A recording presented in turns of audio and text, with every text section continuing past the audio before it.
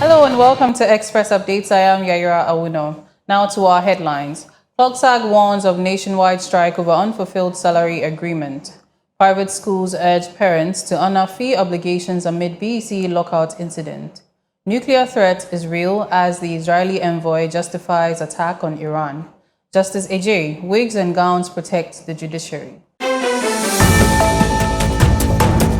In our first story, the Civil and Local Government Staff Association of Ghana, CLOGSAG, has voiced its disappointment after 3 unsuccessful meetings with the government concerning the implementation of a new salary structure.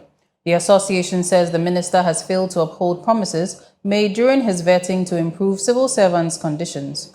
CLOGSAG has threatened a nationwide strike if the government does not honor the agreed terms of service between June 16 and June 30, 2025. We are not creating problems.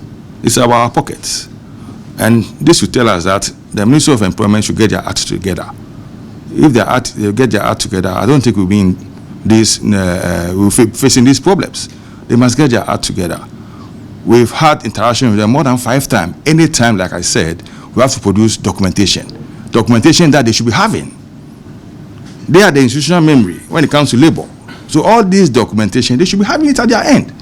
But you go, what are you talking about? This, I see you, I've not seen it too. Okay, can you provide? We'll provide. 3 times. Still, the issue is not resolved. And this is an issue that when he was being vetted, the model minister was being vetted, this question was asked. And he said, we're going to solve it. That was a promise he gave to Ghanaians. And let me repeat, we are not negotiating. We've already negotiated. We've already justified why we have to have our own salary structure. And that's our demand. Even if we say it's not in the budget, in the financial regulations, we have what we call supplementary budget. We always prepare supplementary budget. So that's a lame excuse. It must be implemented. Now is the time. We say in 2 weeks' time, we should see some motion.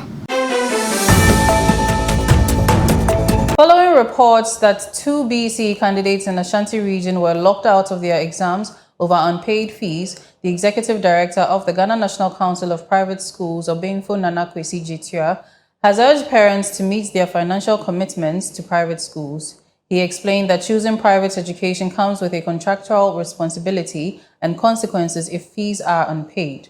While acknowledging that all registered candidates have the right to sit for the exams, he called for an investigation into the matter.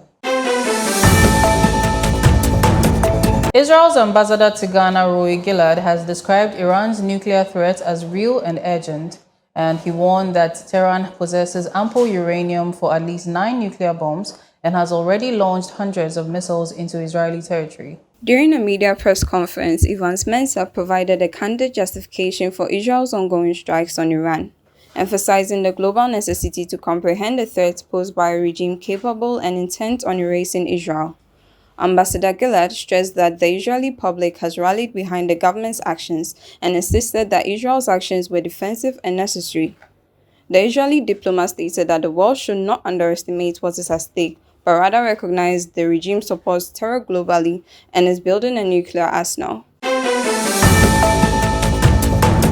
And finally, Supreme Court nominee Justice Dennis Dominic Ejay championed wigs and gowns for Ghanaian lawyers, citing their role in preventing impersonation and protecting judicial security. He dismissed calls to abandon the tradition, highlighting past abuses and global recognition of judicial robes. The attire, rooted in 17th century British practice, is legally mandated and supported by past directives, emphasizing tradition and decorum. And that is all we have for you here in Express Updates. My name is Yaira Awuno. Do enjoy the rest of our programs.